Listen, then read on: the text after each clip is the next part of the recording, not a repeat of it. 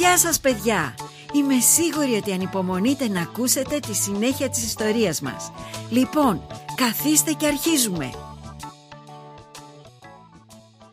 Ο βασιλιάς Αχάβ ήταν θυμωμένος με τον Ηλία. Αυτός ο προφήτης φταίει που έχει τόσο καιρό να βρέξει. Ο Αχάβ παραμιλούσε. Είχε ξεχάσει ότι η μεγάλη ξηρασία υπήρχε μόνο επειδή εκείνος είχε εγκαταλείψει τον αληθινό Θεό. 3 χρόνια πέρασαν. 3 χρόνια χωρίς ούτε μία σταγόνα βροχής. Και τότε ο Ηλίας πήγε στο βασιλιά Αχάβ. Βασιλιά Αχάβ, αν θέλεις να ξαναβρέξει, τότε μάζεψε όλο το λαό και όλους τους προφήτες που λατρεύουν τον Βαάλ. Θα συναντηθούμε στο βουνό Κάρμιλος. Εκεί θα δούμε ποιος είναι ο πραγματικός Θεός, ο Κύριος ή ο Βαάλ. Ο Αχάβ υπάκουσε στον Ηλία. Το επόμενο πρωινό όλος ο λαός ανέβηκε στην κορυφή του βουνού. Τι θα γινόταν? Ο Ηλίας μίλησε στο λαό. Πόσο καιρό ακόμα θα πηγαίνετε μπρος και πίσω? Αποφασίστε σήμερα ποιον θέλετε να υπηρετήσετε, τον Κύριο τον Θεό σας ή τον Βαάλ. Ο λαός έμεινε σιωπηλός. Κοιτούσαν τον Ηλία καθώς έφτιαχνε ένα θυσιαστήριο και έβαλε επάνω ένα ζώο θυσίας. Οι ιερείς του Βαάλ έκαναν το ίδιο. Περιμένετε, μην ανάψετε τη φωτιά. Ο καθένας θα προσευχηθεί στο Θεό του.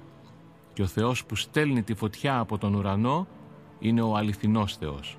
Αμέσως οι ακόλουθοι του Βαάλ άρχισαν να φωνάζουν σε αυτόν για ώρες και ώρες, αλλά δεν πήραν καμία απάντηση από τον ουρανό. Ο Ηλίας τους κορόιδευε. Θα πρέπει να φωνάζετε πιο δυνατά. Ίσως ο Θεός σας κοιμάται ή ίσως είναι σε διακοπές. Όλοι σταμάτησαν να μιλούν όταν ο Ηλίας άρχισε να ρίχνει νερό πάνω στο θυσιαστήριο και πάνω από το ξύλο. Μάλιστα έριξε 3 φορές νερό.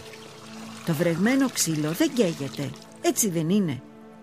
Με μια δυνατή φωνή και με όλη του την καρδιά ο Ηλίας προσευχήθηκε.